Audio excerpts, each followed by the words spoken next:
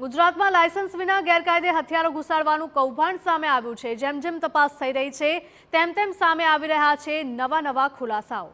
આ જ કેસમાં ગુજરાત એટીએસ બાદ સુરત ક્રાઇમ બ્રાન્ચે મોટી કાર્યવાહી કરી છે અને 20 હથિયાર કારતૂસ સાથે 4 આરોપીને પકડી પાડ્યા છે।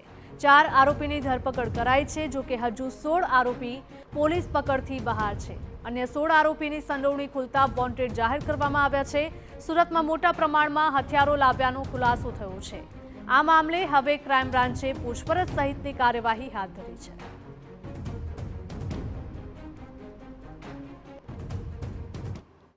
જેટલા વેપન્સ जो જેમાં .32 બોરના પિસ્ટલ છે, રિવોલ્વર છે, ડબલ બેરલ ગન્સ છે जो है અને આ પ્રકારના વેપન્સના રિકવરી અહીંયા કરવામાં આવી। ટોટલ કુલ 20 વેપન્સ પકડવામાં આવેલા, જેમાં 93 જેટલા જો કાર્ટિजेस બી અલગ અલગ જો પિસ્ટલ અને રિવોલ્વર એના અને ડબલ બેરલના કાર્ટિजेस બી છે અને ટોટલ અત્યાર સુધી 4 આરોપીઓને પકડવામાં આવેલા છે અને કુલ 16 જેટલા આરોપીઓ અમારા વોન્ટેડ છે જેને પકડવાની કામગીરી ચાલુ છે।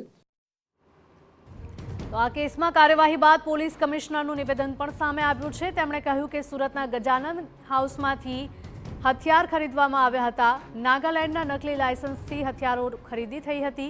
હરિયાણાના આસિફ ખાન નામના શખ્સની આ મામલે સંડોવણી ખુલી છે। એવું પણ સામે આવ્યું કે કુરિયર કંપનીમાંથી નાગાલેન્ડ ડોક્યુમેન્ટ મોકલ્યા હતા। આંગડિયા પેઢીએ 10 લાખ ઓફિસે મોકલ્યા હતા। પ્રતિ નકલી હથિયાર લાયસન્સ દીઠ 10 લાખ રૂપિયા વસૂલાતા હતા।